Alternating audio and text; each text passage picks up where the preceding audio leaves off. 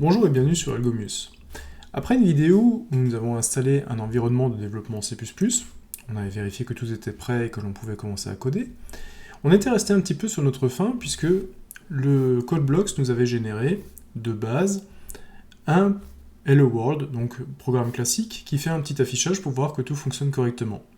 On n'avait pas vraiment expliqué comment ça se passait, et on a peut-être été un peu surpris qu'il y ait autant de lignes finalement pour juste imprimer Hello World dans la console. Cette vidéo en fait va être là pour expliquer pas à pas comment fonctionne un programme de base en C++, quelles sont les différentes notions qui interviennent là-dedans, et pour essayer de faire un petit peu plus comprendre quelles sont les différences du C++ par rapport au langage que vous connaissez, comme par exemple le Python. On va essayer de reprendre le programme ligne par ligne, même s'il n'est pas très compliqué, et on va essayer d'expliquer chacune des lignes séparément, pourquoi elle est là, quelle est sa fonction, à quoi elle sert, et finalement est-ce qu'elle est indispensable ou pas. Bon, on va voir un petit peu tout ça, et on va vérifier si tout fonctionne correctement. Alors, voilà, quand vous créez un nouveau projet sous CodeBlock, en fait, il va vous créer votre projet, il va vous créer un répertoire source, et dans ce répertoire source, il va créer ce qu'il appelle main CPP. Alors main, on peut voir ça comme le principal, le point d'entrée, si vous voulez, de votre programme. Main, c'est toujours ce qui est le principal. Et main CPP, en fait, il ne vous le laisse pas vide, il vous met un code C++ valide que vous pouvez exécuter, et quand vous exécutez ce code, on l'avait déjà vu, on obtenait une fenêtre de commande qui nous écrivait Hello World, et on avait quelques informations qui nous disaient que le processus a retourné la valeur 0, et il s'est exécuté en 0,005 secondes. Ok, donc 5 millièmes de seconde, donc très rapide. Plutôt normal puisqu'il ne fait pas grand chose. Donc comment est-ce qu'il est arrivé à ces fins? Si vous venez d'un programme Python, en fait, la complexité du problème peut peut-être vous surprendre un petit peu. Effectivement, en Python, en fait, si jamais on voudrait faire la même chose, ça tiendrait en une seule ligne, où on écrirait Hello World, et en l'exécutant, on aurait exactement le même résultat que ce qu'on a fait en C++. Alors pourquoi il y a autant à faire en C++? Bon, on va déjà voir sur ces 5 lignes. Ok, on va s'intéresser premièrement à cette partie-là, qui en fait nous rappelle étrangement quelque chose. Vous avez un type, vous avez le nom d'une fonction, vous avez parenthèse ouvrante, parenthèse fermante, et vous avez des délimitations de blocs, qui veut dire que le bloc s'ouvre et que le bloc se ferme. Donc première différence entre Python et C++, quand vous avez des blocs d'instructions en C++, elles sont séparées, elles sont entourées par une accolade ouvrante et une accolade fermante. Donc ça veut dire que si ici j'ai ma fonction main, ça veut dire que le contenu de ma fonction main se trouve entre les accolades ouvrantes et accolades fermantes qui suivent. Ok. Donc, là effectivement, j'ai bien reconnu le prototype d'une fonction que je pourrais écrire en algorithme I. Alors je vais repasser par un bloc-notes. Donc, j'ai donc ma fonction main, dont les paramètres d'entrée sont vides, hein, je n'ai rien entre les parenthèses, par contre qui retourne une valeur entière. Là, à la différence du Python, cette fois-ci, je vous ai dit que le C++ était un langage où le typage était explicite, donc là, la valeur de retour en C++ se trouve avant le nom de la fonction. Donc on a affaire à une fonction qui s'appelle main, on appelle une fonction main qui retourne une valeur entière. Ok, d'accord. Et cette fonction main, elle a donc un corps, elle a un début, elle a une fin, et dedans, elle se passe quelque chose. Alors la première instruction, on voit le Hello World en clair, et donc on pourrait se dire que la première instruction ferait en fait effectivement l'affichage de Hello World. Alors, la syntaxe peut paraître un petit peu étrange, hein, mais on va l'expliquer directement. Alors, on ferait un affichage Hello World, et la deuxième ferait un retour de 0. Ça aussi, on va l'expliquer. Bon. Alors, l'affichage d'Hello World commence par la commande cout, qui est en fait cout, qui va nous permettre justement d'écrire sur la sortie standard. Donc, là, on a quelque chose qui peut paraître un petit peu étrange, hein. Peut-être que nous, venant d'autres langages, vous auriez peut-être plutôt écrit quelque chose du genre print hello world. C'est plus ce genre de syntaxe que l'on a. Eh bien, en fait, on va voir qu'en C++, la commande pour écrire sur la sortie standard, vous voyez quand je passe dessus, c'est la commande cout, C-O-U-T, pour C out. Et en fait, là, on a un opérateur inférieur-inférieur qui peut être redéfini et qui, dans ce cas-là, l'a été. Et en fait, ça nous permet simplement de cumuler toutes les chaînes de caractères que l'on voudrait écrire. Par exemple, si je reviens au Python, je dis que print hello world, je peux l'écrire comme ça. J'aurais aussi pu séparer les termes par des virgules pour dire que la fonction print, cette fois-ci, a deux paramètres qui sont hello et world, et quand j'exécute cela, en fait, les deux paramètres ont été reconcaténés avec un espace entre. D'accord. Là, en fait, je pourrais le faire exactement pareil. Je pourrais simplement dire, voilà, je prends mon hello, je mets le mot world derrière, et je le concatène. Et on va voir si tout ça, ça fonctionne. Donc je vais enlever ça qui n'est pas du C correct. On va l'exécuter, et vous voyez que cette fois-ci, j'ai hello world. Alors, grosse différence entre Python et C++, c'est que C++ n'ajoute pas des choses que vous ne lui demandez pas. Donc là, hello world, vous voyez qu'il ne vous a pas rajouté l'espace. Donc si jamais vous avez besoin d'un espace entre hello et world, eh bien vous pouvez encore une fois le rajouter. Je vais le rajouter ici. Je vais terminer ma fenêtre là. Je vais rebuild et relancer. Et cette fois-ci, j'ai bien le hello world qui est séparé d'un espace. Ok. Donc, j'ai l'impression que tout ce que je donne à cout, je peux finalement le mettre les uns à la suite des autres. Alors, il y a ce dernier petit mot, endel, dont on ne sait pas encore tout à fait ce que c'est. On pourrait le deviner d'après le nom. Endel, en fait, va simplement afficher le signe de fin de ligne. Donc, fin de ligne, ça veut dire saut à la ligne. Et c'est pour ça que, quand on voit ici notre programme, on voit qu'on retourne à la ligne. Pour s'en convaincre, il suffit de l'enlever, hein, le endel. Je sauvegarde. Alors, j'ai toujours ma fenêtre qui est active. Hop. Je fais un rebuild dessus. Et là, cette fois-ci, on voit qu'il n'y a plus la ligne vide en dessous. Je n'ai plus le saut de ligne. Ça veut dire également que ce saut de ligne, je pourrais l'intercaler après chacun des mots. J'intercale un saut de ligne ici. J'intercale un saut de ligne après mon espace, par exemple. Et j'intercale encore une fois un saut de ligne à la fin de world. Voilà, je sauvegarde, je reconstruis. Et je me retrouve cette fois-ci avec un saut de ligne après chacun des mots. Donc, assez sympathique en fait de voir que l'on peut, comme ça, reconstruire, recombiner une chaîne de caractères. Encore une fois, là où Python ajoutait des espaces et un saut de ligne à la fin de l'instruction print, en fait, C++, lui, ne change rien, il ne va rien changer du tout, il va juste, en fait, faire en sorte que s'écrive exactement ce que vous lui demandez. C'est déjà pas mal. Bon, donc on a un return 0 ici, tout simplement, qui nous permet d'avoir une valeur de retour à la fonction. Et on va voir tout à l'heure à quoi va servir cette valeur de retour. Mais pour l'instant, c'est l'équivalent du return 0 qu'on avait en Python, et le return que l'on peut avoir dans n'importe quelle fonction. Return dans la fonction main, ça peut peut-être un petit peu surprendre, mais encore une fois, on va expliquer pourquoi. Donc, je vais revenir à mon hello world classique, que j'avais au départ. Voilà, avec un endel, super. Et on va essayer d'expliquer un petit peu d'où viennent les autres lignes. Alors par exemple là, on commence avec un include youstream. Alors quand on vient du monde de Python, on se dit, ben tiens, si ça commence par un dièse, c'est que c'est un commentaire, donc je n'ai pas à faire attention à ça. Alors ça c'est une grave erreur, puisque le commentaire en C++ commence par un double slash. Ou alors, le commentaire peut être aussi avec un slash étoile, donc début de commentaire, et étoile slash fin de commentaire. Mais en tout cas, le dièse n'est pas une marque de commentaire. Si je mets un dièse ici, Voilà, vous voyez que effectivement ça passe en vert, mais vous voyez que les commentaires en C++ normalement passent en une espèce de couleur qui est entre le gris et le bleu. Donc c'est pas du commentaire.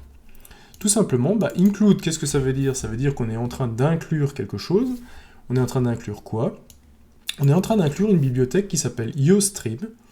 Donc, si on décompose un peu le IOStream veut dire in, out, stream. Ce qui veut dire en fait que c'est la bibliothèque qui va comporter les instructions pour écrire et pour lire l'entrée standard et la sortie standard. Donc, c'est la bibliothèque qui va nous servir justement pour pouvoir utiliser toutes les instructions qui vont nous permettre d'écrire sur le terminal.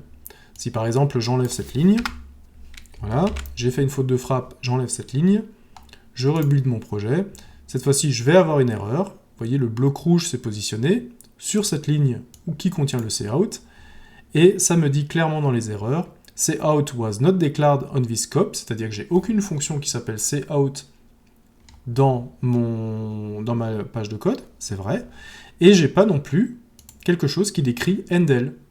Et donc tout simplement, pourquoi je les ai pas?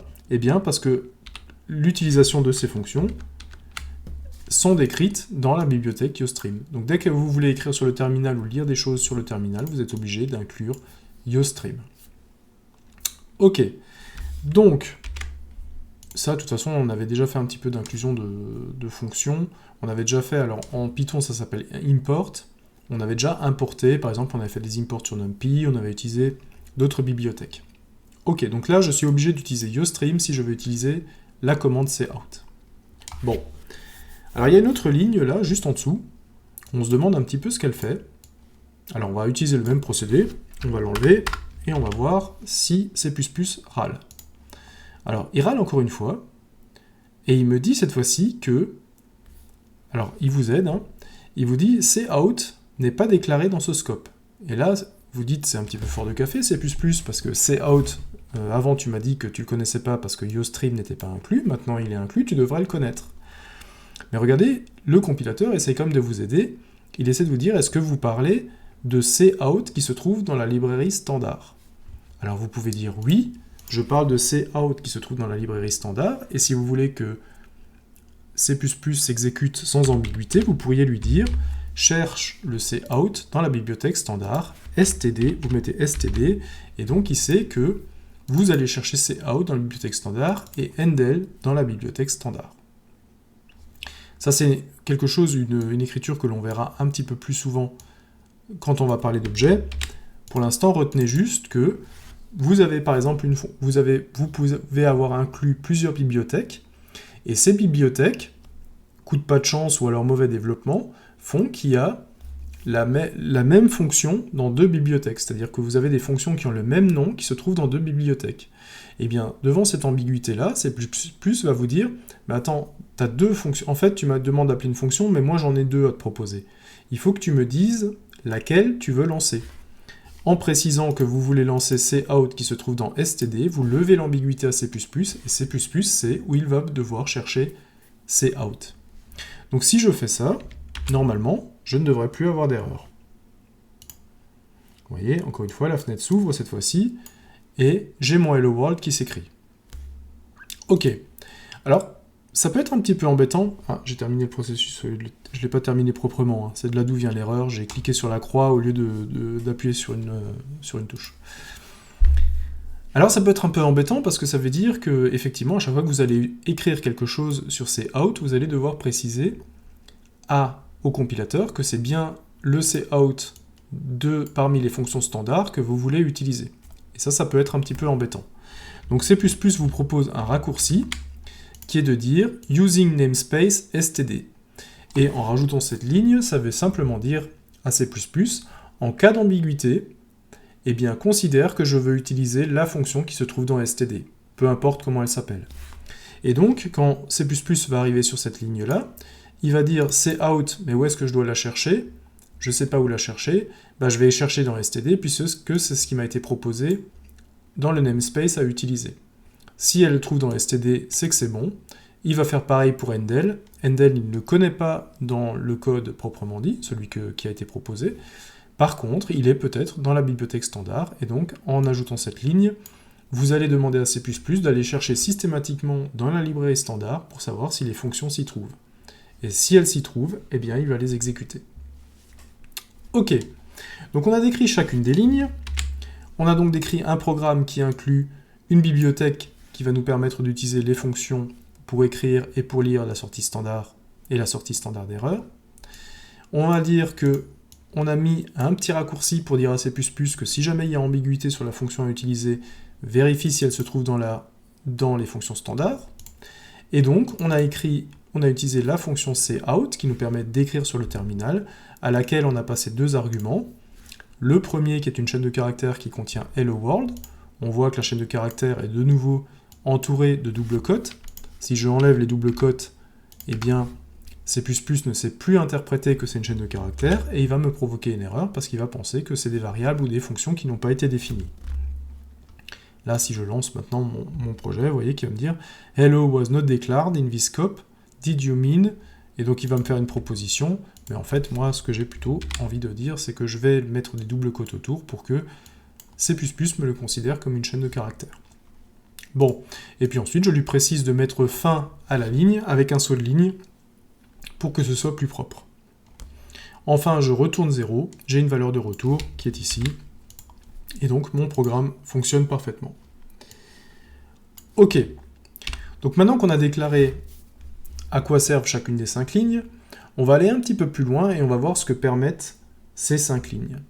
On va déjà s'intéresser à la valeur de retour 0. Pourquoi est-ce qu'on a une valeur de retour sur une fonction main? On a déjà vu, quand on a programmé des fonctions en Python, ou qu'on a programmé des algorithmes, que souvent le retour d'une fonction servait à transférer une valeur au programme principal. Là, c'est le même ordre d'idée, ça va nous permettre en fait de transférer une valeur du programme à l'environnement qu'il appelle. Alors moi je suis sous Windows, donc je vais lancer mon programme, et le but c'est que la valeur de retour soit transmise au système d'exploitation. Alors à quoi ça va servir? Eh bien tout simplement, on va pouvoir considérer que si j'ai un return 0, le programme s'est bien passé. Tout s'est bien passé, tout s'est bien déroulé, on est arrivé à la fin du traitement, et vous voyez que cette valeur de retour, si je relance mon programme, elle est indiquée en bas, process returned 0. Et donc, dans la majorité des cas, quand un processus retourne 0, on considère que tout s'est bien déroulé. Ok, maintenant on pourrait simuler un cas d'erreur en disant, voilà, je vais retourner autre chose que 0, je vais retourner 1. Alors, il y a souvent des programmes qui vont vous retourner une liste de valeurs, et toutes les valeurs, en fait, vont vous dire quel est le problème qu'il y a eu. Par exemple, je retourne 1, c'est que je ne suis pas arrivé à lire ce que l'utilisateur m'a rentré. Je vais mettre en retourne 2 quand le type sera pas le bon. Je vais retourner 3 quand on va me demander quelque chose dans un menu qui n'existe pas, ou quelque chose comme ça. Et donc ça va permettre, en fonction de la valeur que l'on retourne, de savoir quelle est l'erreur qui a été provoquée. Et si je relance maintenant avec un return 1, on va voir deux choses. On va voir déjà que le programme Hello World s'exécute, et cette fois-ci que le processus a retourné la valeur 1. Bon, ça change pas grand-chose, sauf que, eh bien, regardez au niveau de la compile. Au niveau de la compile, j'ai quelque chose de rouge qui apparaît là en bas, et ça me dit « Process terminated with statue 1 ». Et donc, il a duré 0 minutes et 9 secondes. Pourquoi est-ce qu'il me l'affiche en rouge? Eh bien, tout simplement parce qu'un programme qui termine avec une valeur autre que 0 a probablement subi un problème ou n'est pas arrivé à résoudre une de ses tâches ou une de ses problématiques. Donc c'est quelque chose qu'il faut vérifier. Pourquoi votre programme n'a pas retourné 0? Donc vous voyez que tout ça, c'est récupéré.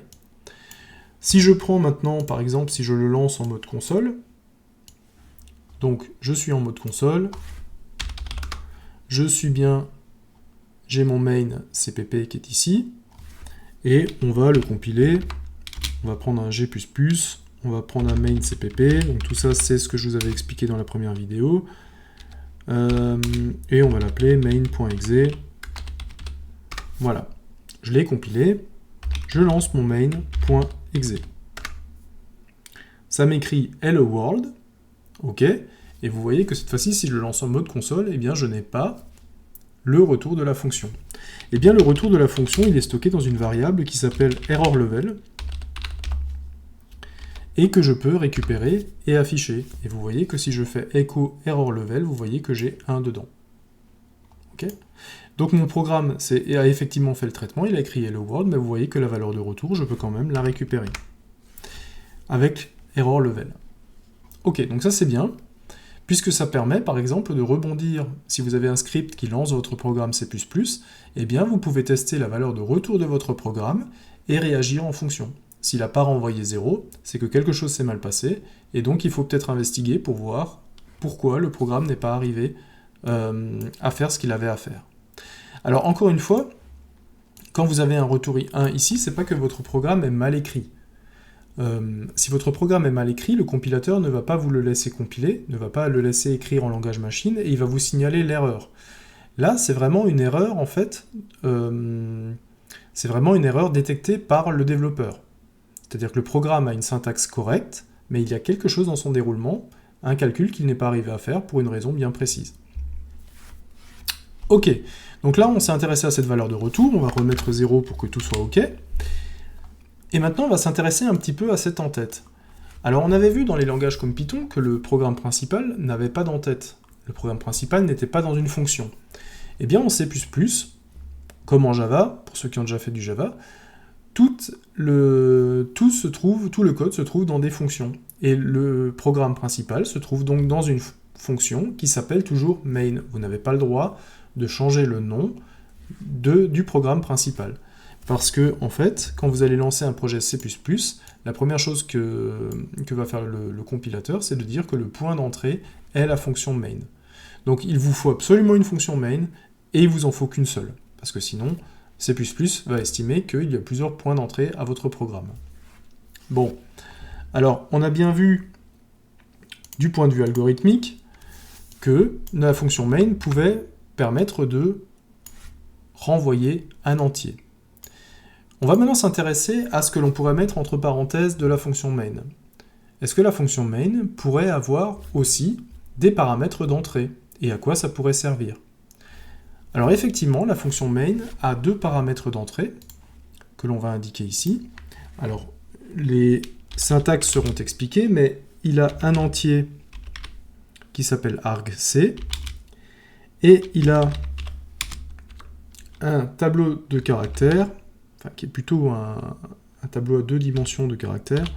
Ne vous formalisez pas sur l'écriture, hein. C'est des choses sur lesquelles on reviendra naturellement quand on va parler des types.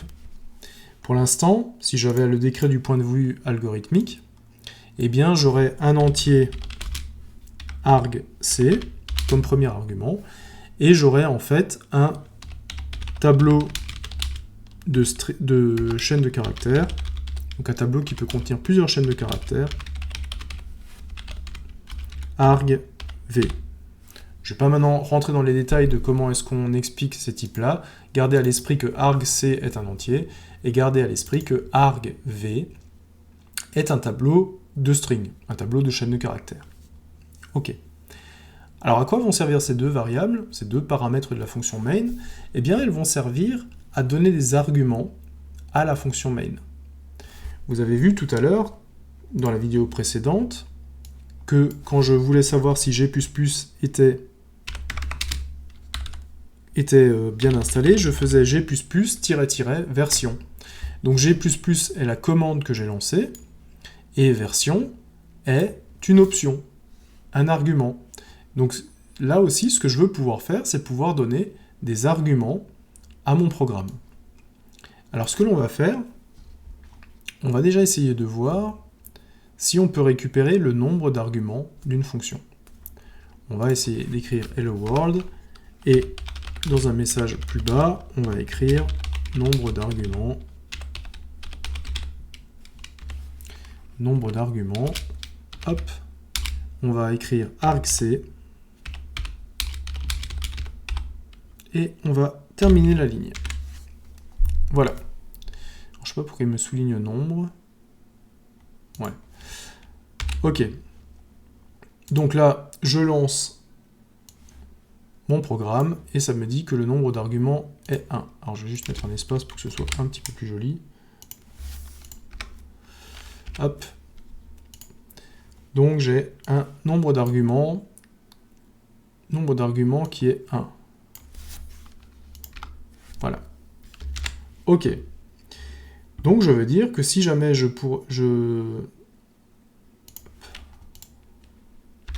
on va voir maintenant que je vais pouvoir donner des arguments. Alors je vais repartir d'ici, puisque je l'ai modifié, je vais le recompiler ici également. Et je vais dire par exemple, si je prends la fonction main.exe, je vais lui donner par exemple des arguments. Bob,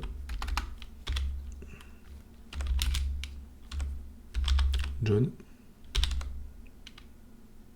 Alors pardon, pas de Bob, je vais pas mettre de John. Je sais pas s'il faut les Kim. Okay. Le nombre d'arguments, cette fois-ci, est de 4. Alors pourquoi de 4 alors que j'en ai mis que 3? En fait, il considère que la commande est elle-même un argument. Donc il va dire simplement j'ai 1, 2, 3, 4 arguments. Ok, d'accord.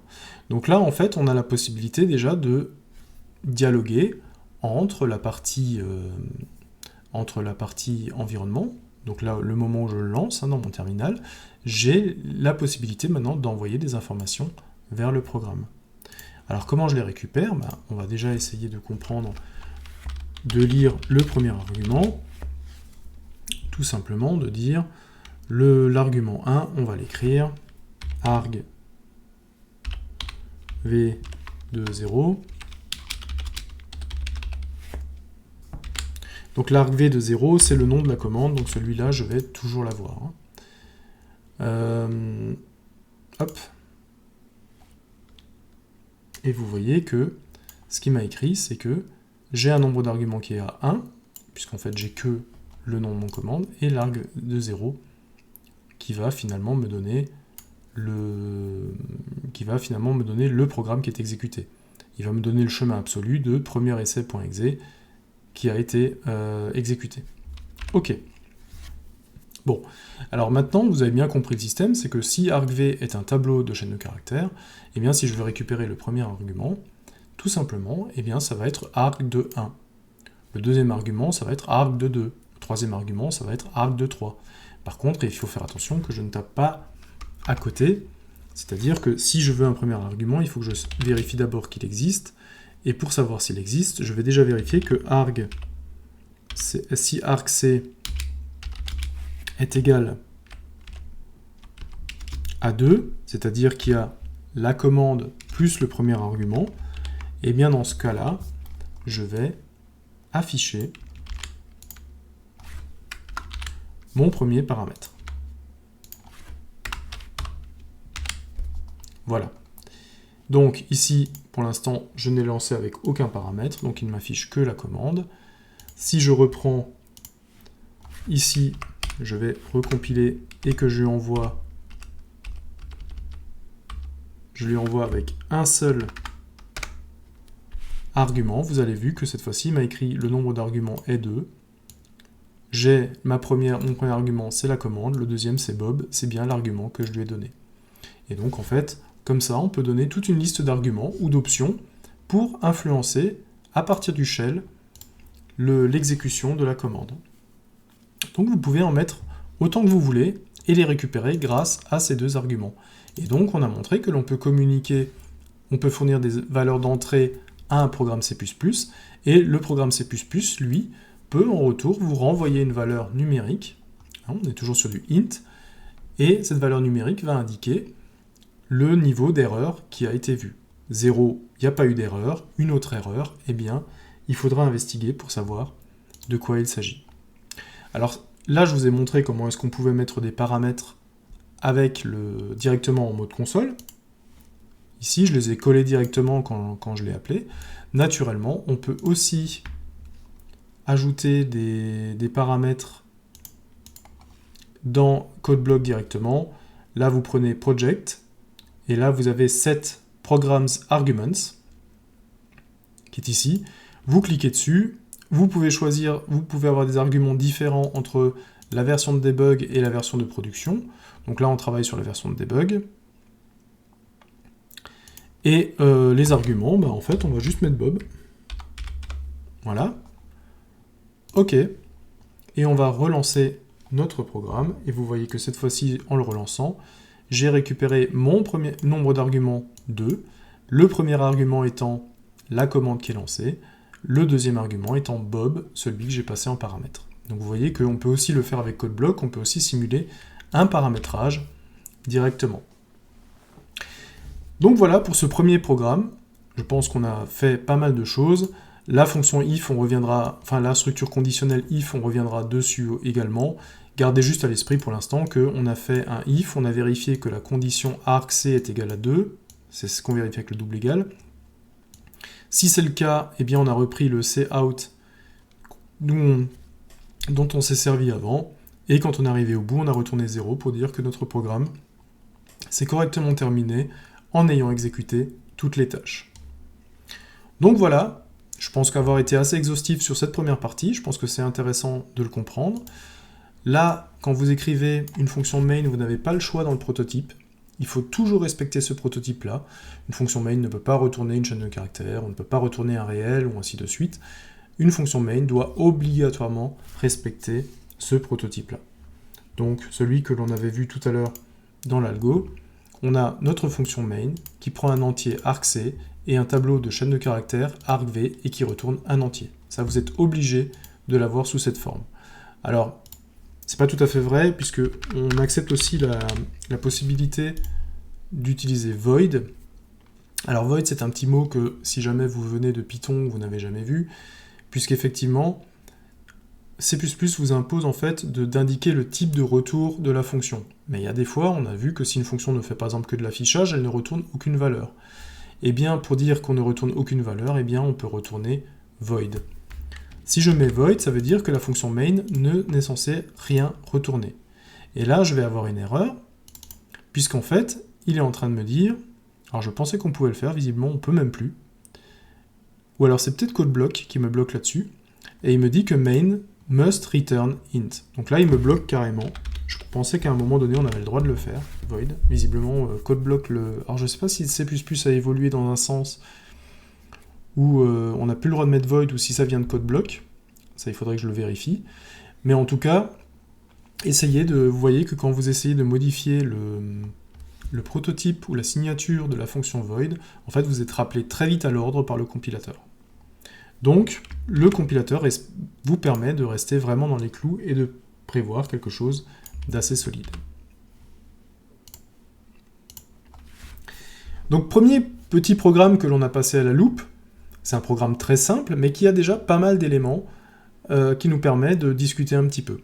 C'est un petit programme qui montre que la fonction, les instructions principales d'un programme C++ se trouvent dans une fonction, ce qui est peut-être un petit peu déroutant par rapport à Python, si vous venez de cet environnement-là. Si vous venez de Java, vous ne serez pas du tout dérouté, c'est déjà ce qui est le cas. Vous avez déjà le public static void main. Donc, le programme principal se retrouve dans une fonction dont le prototype ne peut pas être altéré. C'est une fonction qui prend le nombre d'arguments en paramètres et la liste des arguments dans un deuxième paramètre et qui retourne forcément une valeur entière. Et on a compris, au travers de ces exemples, à quoi servaient ces paramètres. Ils servaient à identifier les paramètres que nous fournissait au programme et de pouvoir retourner une valeur éventuellement d'erreur si jamais quelque chose s'était mal exécuté. On a fait notre premier affichage et on a vu aussi que pour utiliser la fonction d'affichage, on devait aller la chercher dans la librairie standard. Et pour cela, il fallait inclure la bibliothèque qui contient le cout. Et on a vu que cette bibliothèque s'appelait uStream, in and out stream. Et donc, en fait, à partir du moment où on avait intégré cette bibliothèque, eh bien, on avait accès à toutes les fonctions qu'elle contient. Donc, si jamais vous voulez plus d'informations sur la bibliothèque uStream, ce qu'elle contient, eh bien, la documentation de C++ en ligne est largement disponible. C'est un langage qui est très documenté, qui est très utilisé, et donc vous avez énormément d'aide dessus. Si vous avez des questions, les questions ont souvent été posées avant vous sur des forums, par exemple comme Stack Overflow. Donc n'hésitez pas à vous y reporter si vous avez des questions. Et moi, je vous donne rendez-vous très vite pour une prochaine vidéo où on va vraiment se poser un petit problème et on va voir comment on peut le résoudre en C++ en essayant de cumuler toujours plus de connaissances sur les instructions du langage. Bonne journée!